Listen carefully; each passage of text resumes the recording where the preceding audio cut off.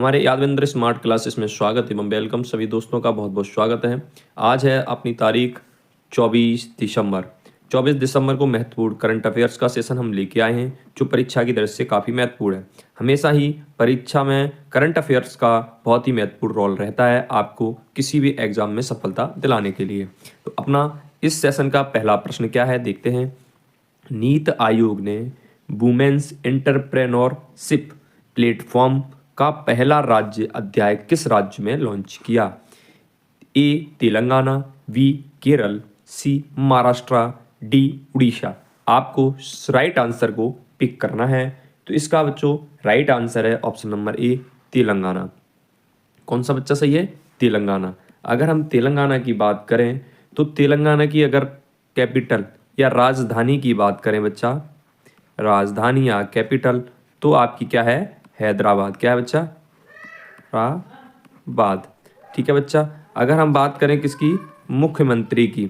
अगर तेलंगाना के मुख्यमंत्री की बात करें तो आपके जो मुख्यमंत्री हैं वो हैं बच्चा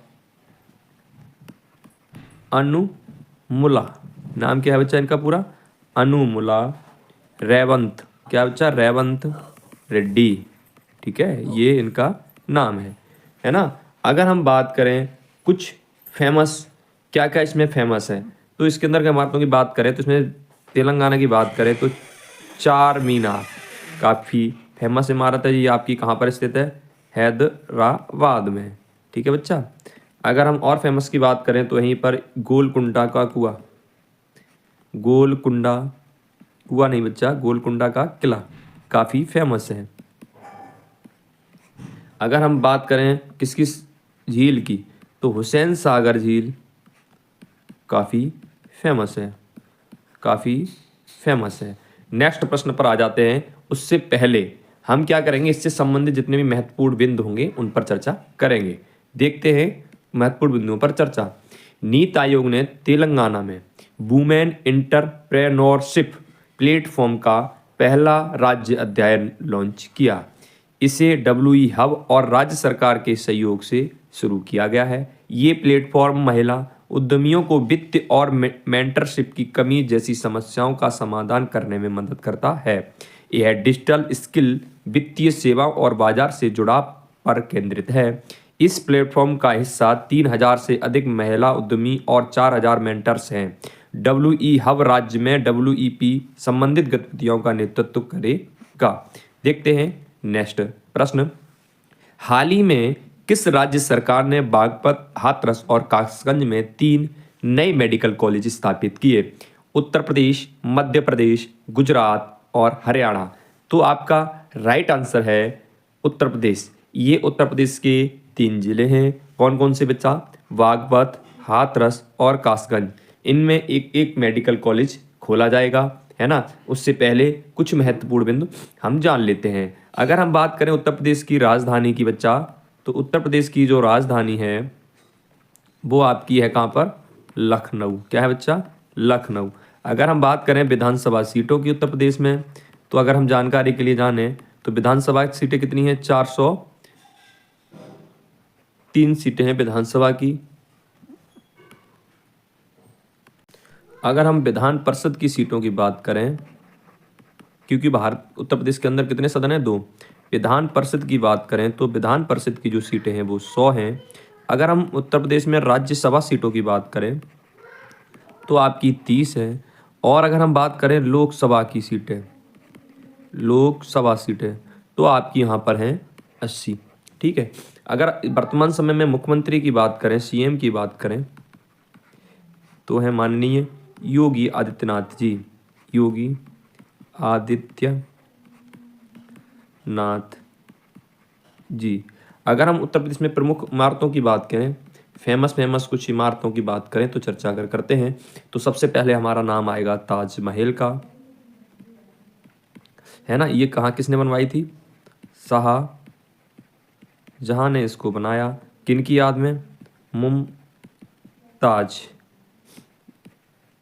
महल की याद में ये इमारत बनवाई गई थी। ठीक है, इतनी बात आप सब लोगों को पता है। अगर और इसके बारे में जानने की कोशिश करें तो क्या हो सकती है कुछ महत्वपूर्ण जानकारी। इसकी जो शुरुआत हुई थी वो 1631 ईस्वी में इस इमारत को बनाना शुरू किया गया और आपकी 1653 ईस्वी में ये इमारत बन के शुरू हो गई थी, मतलब ये बन के तैयार हो गई थी। अगर हम बात करें इसमें संगमरमर, किसका, संगमर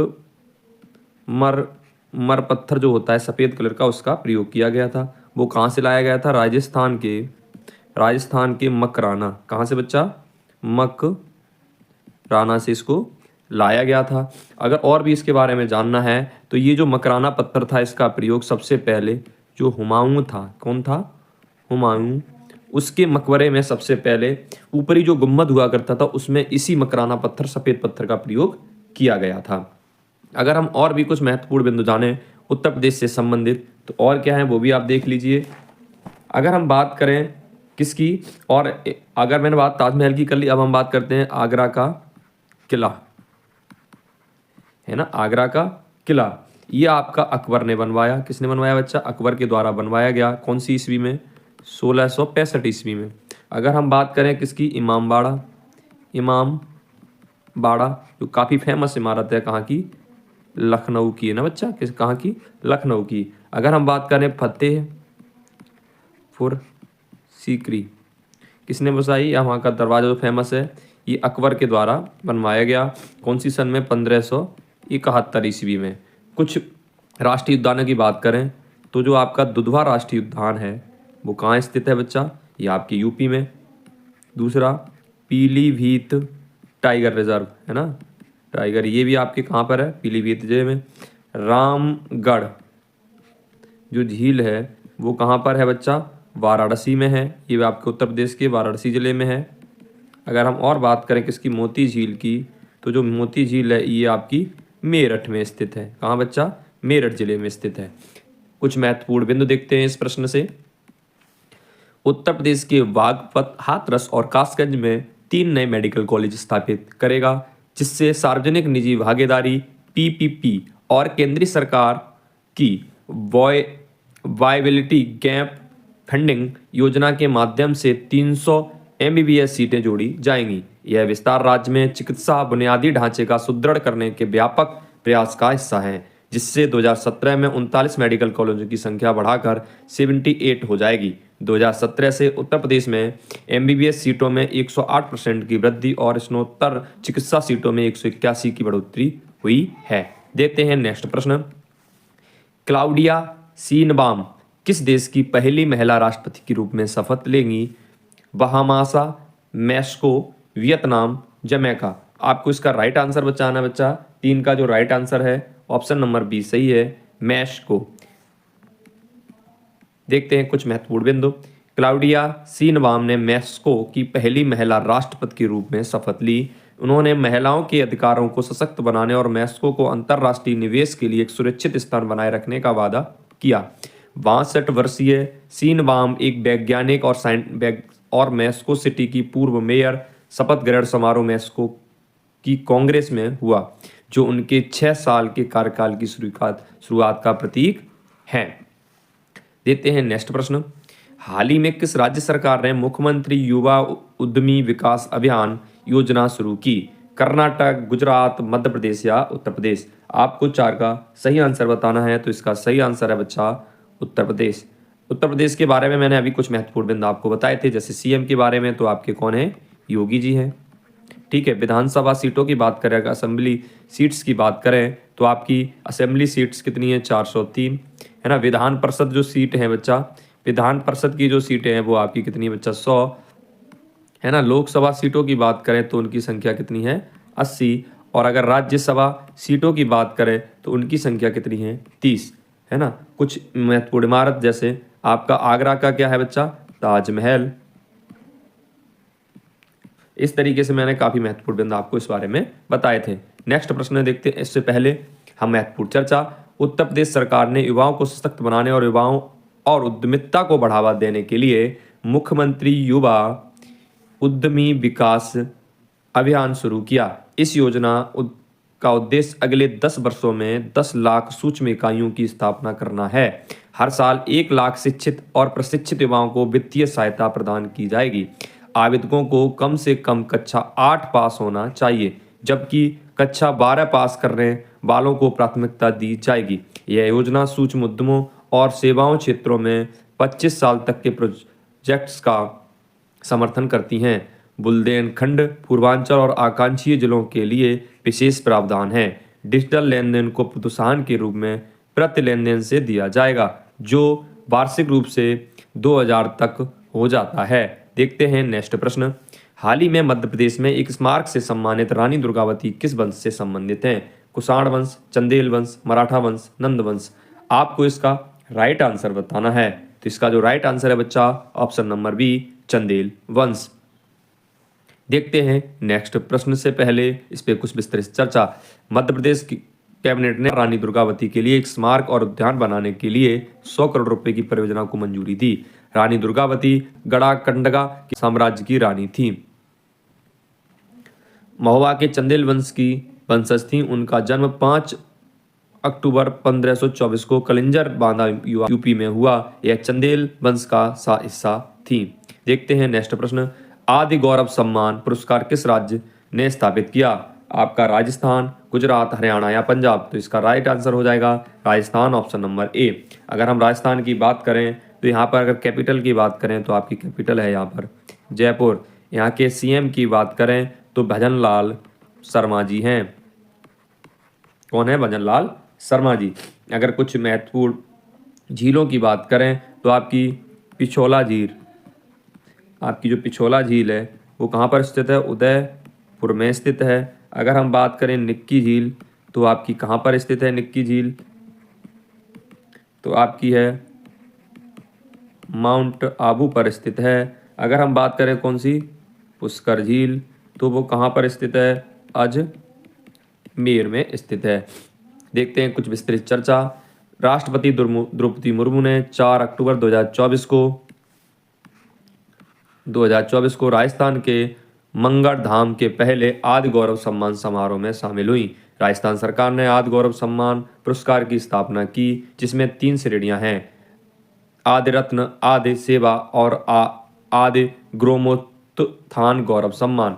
आदि रत्न गौरव सम्मान खेल, शिक्षा और संस्कृति में उत्कृष्ट प्रदर्शन करने वाले अनुसूचित जनजातियों के सदस्यों को दिया जाता है। आदि सेवा गौरव की बात करें, सम्मान अनुसूचित जनजातियों की उत्कृष्ट सेवाओं की मान्यता के लिए दिया जाता है।